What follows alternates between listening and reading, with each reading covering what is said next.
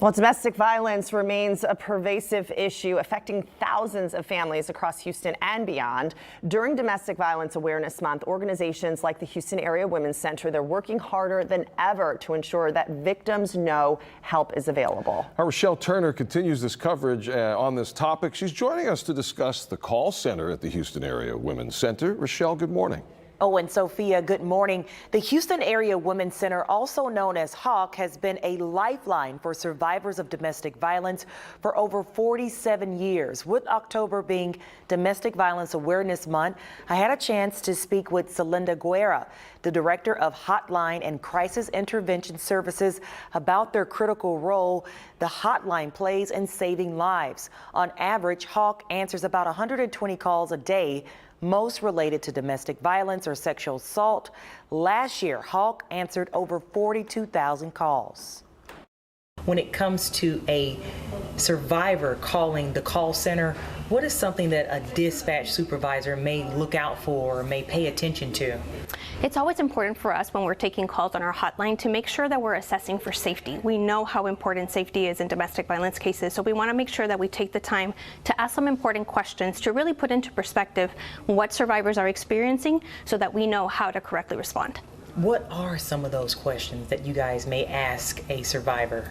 So there's a variety of questions that we ask. One of the main ones is, when did the last incident happen? We want to make sure that we're assessing for their immediate safety. Do they need medical attention, for example?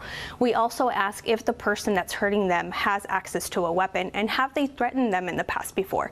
Those are very important questions to ask in these situations. These critical questions help dispatchers create an immediate safety plan, one that could save lives.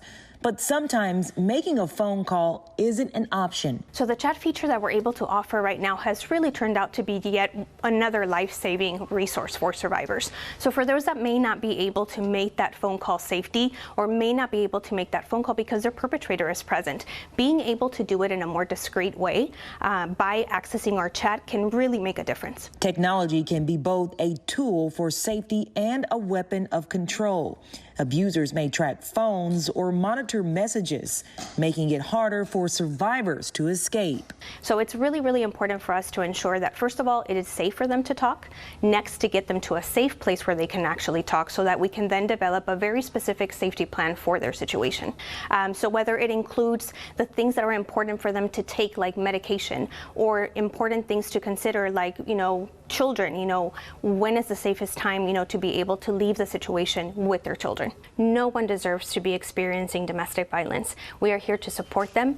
And most importantly, when they decide to make that phone call, we want to ensure them that it is completely confidential. They can actually call and just make an anonymous call, to start off with, so that they can get the information that they need. And if you or someone you know is in need of help, the Houston Area Women's Center hotline is available 24/7 at 753-528-2121. Coming up at 6:30, we will talk about the shelter at HAWC, the resources they provide, and the things the shelter needs.